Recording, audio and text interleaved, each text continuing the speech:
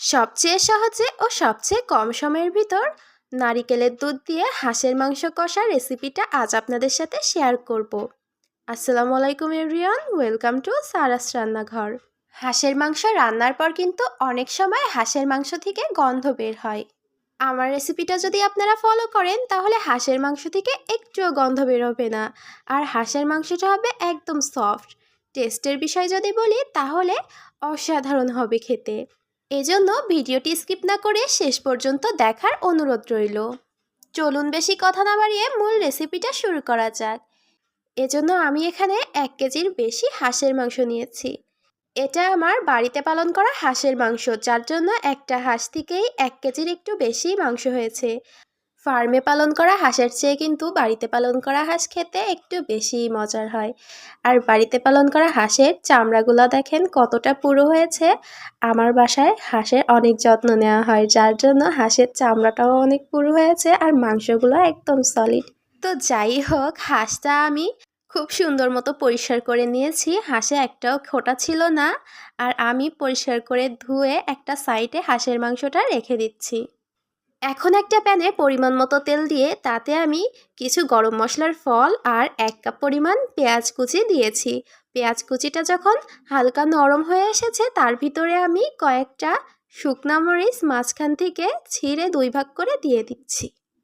এখন পেঁয়াজটা লাল হওয়া পর্যন্ত অপেক্ষা করব। পেঁয়াজটা যখন হালকা লাল হতে শুরু করবে তার ভিতরে আমি 1 টেবিল চামচ আদা বাটা দিয়ে দিচ্ছি। আর দিয়ে দিচ্ছি 1 টেবিল চামচ রসুন বাটা, 2 টেবিল চামচ লাল মরিচের গুঁড়া আমি আগে থেকে ভিজিয়ে রেখেছিলাম পানিতে, সেটাই দিয়ে দিচ্ছি। আর জিরা বাটা দিয়ে দিচ্ছি 1 টেবিল চামচ। আর দিয়ে দিচ্ছি 1 চা চামচ হলুদের গুঁড়া। এখন মশলাগুলোকে খুব ভালোভাবে নাড়াচাড়া করে মিশিয়ে নিচ্ছি। মশলাগুলোকে কিন্তু খুব সুন্দর মতো ভেজে নিতে হবে।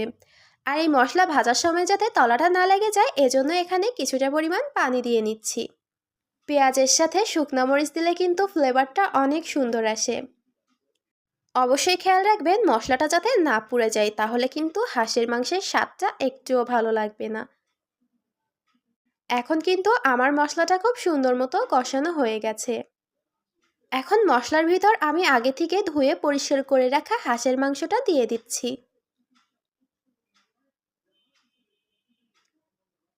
আর মশলার সাথে হাঁসের মাংসটা এখন খুব সুন্দর মতো মিশিয়ে নিব। দিয়ে দিচ্ছি 1 টেবিল চামচ লবণ। লবণটা যদি আপনাদের পরে প্রয়োজন হয় তাহলে আপনারা আপনাদের স্বাদ মতো দিয়ে নেবেন। এখন খুব সুন্দর মতো মশলাটাকে আমি মাংসের সাথে মিশিয়ে নিচ্ছি। এ পর্যায়ে মাংসটা মশলার সাথে সুন্দর মতো মেশানো হয়ে গেছে। আর আমি এখন ঢাকনা দিয়ে মাংসটা ঢেকে দিচ্ছি, কারণ মাংস থেকে পানি বের হবে। কিছু সময় পর ঢাকনা খুলে দেখতেই পাচ্ছেন মাংস থেকে কিন্তু অনেকটা পানি বের হয়েছে।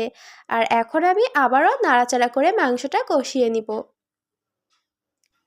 আমার চ্যানেলে নতুন ও পুরাতন ভিউয়ার্সদের অসংখ্য ধন্যবাদ আমার চ্যানেলটি ভিজিট করার জন্য আর আমাকে সাপোর্ট করার জন্য।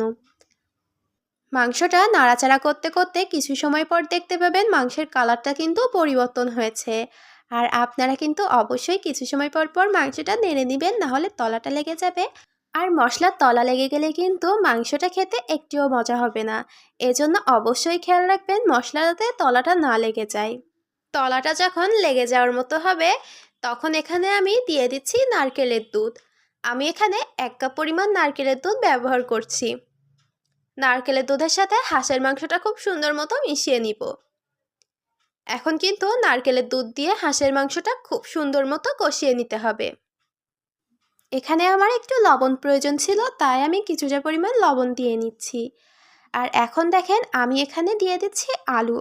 আলুটা আমি আগে থেকে ভেজে রেখেছিলাম আর সেটাই এখন মাংসের ভিতর দিয়ে দিচ্ছি। এ পর্যায়ে আলুটা দিলে আলুটা সুন্দর মতো গলে যাবে আর খেতেও খুব মজার হবে। আপনারা চাইলে আলুটা স্কিপ করতে পারেন, কিন্তু নারকেলের দুধ দিয়ে হাঁসের মাংস রান্নার সময় যদি আলু দেওয়া হয় তাহলে তো হাঁসের মাংসের স্বাদটা আরও বেড়ে যায়। এ পর্যায়ে কিন্তু আমার নারকেলের দুধ দিয়ে হাঁসের মাংসটা খুব সুন্দর মতো কষিয়ে নেওয়া হয়ে গেছে। আর এখন সময় মাংসের ভিতর পানি দেওয়ার। আমি কিন্তু এখানে গরম পানি ব্যবহার করেছি। গরম পানি দিলে মাংসটা খুব তাড়াতাড়ি রান্না করা হয়ে যায় আর খেতেও কিন্তু খুব মজার হয়। এখানে আমি হাঁসের মাংসটা যাতে পানির ভিতরে ডুবে থাকে সেরকম পরিমাণে পানি দিয়েছি। আপনারা যদি হাঁসের মাংসের এই রেসিপিটা আরেকটু তাড়াতাড়ি রান্না করে নিতে চান তাহলে কিন্তু আপনারা প্রেসার কুকারে দিয়ে কয়েকটা সিটি দিয়ে নিতে পারেন, তাহলে আরও দ্রুত হাঁসের মাংসটা রান্না করা হয়ে যাবে। হাঁসের মাংসটা যেভাবেই রান্না করেন না কেন, হাঁসের মাংসে কিন্তু অবশ্যই ফুটন্ত গরম পানিটাই ব্যবহার করবেন, তাহলে হাঁসের মাংসটা খুব সুন্দর মতো গলে যাবে। এখন কিন্তু আমি এখানে উপর দিয়ে কিছুটা গরম মশলার গুঁড়া ছিটিয়ে দিয়েছি আর ঢাকনা দিয়ে ঢেকে দিচ্ছি। এভাবেই 10 থেকে 15 মিনিট অপেক্ষা করব।